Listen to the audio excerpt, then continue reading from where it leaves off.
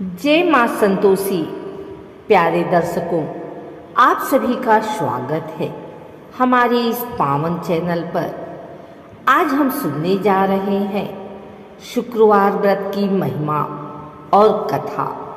माँ संतोषी का व्रत करने से घर परिवार में सुख शांति, धन समृद्धि और संतान सुख की प्राप्ति होती है। तो आइए भक्ति भाव से जुड़ते हैं और सुनते हैं शुक्रवार की कथा। प्राचीन समय की बात है। एक विधवा स्त्री थी जिसके 7 पुत्र थे। 6 पुत्र तो रोज कमाकर अपनी माँ को देते थे, परंतु सबसे छोटा पुत्र निकम्मा था। वह न मेहनत करता और न ही अपनी माँ की सेवा करता।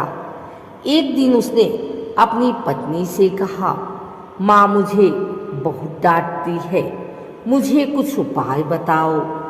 तब उसकी पत्नी ने एक साध्वी माता से उपाय पूछा।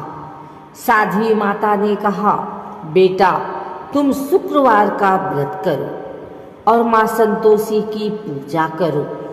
यह व्रत करने से गरीबी और दुख दूर होंगे और जीवन में सुख समृद्धि आएगी।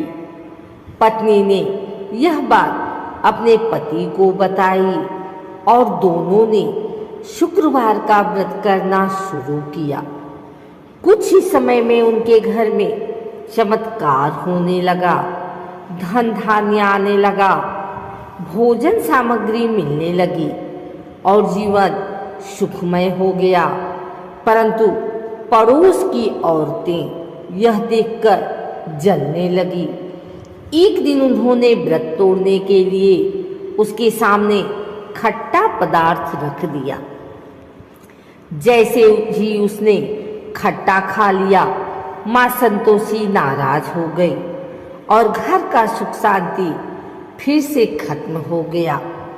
पति पत्नी दुखी होकर फिर से माँ संतोषी के मंदिर में गए और हाथ जोड़कर कहा, हे माता, हमसे भूल हो गई, कृपा करके हमें क्षमा कर दीजिए।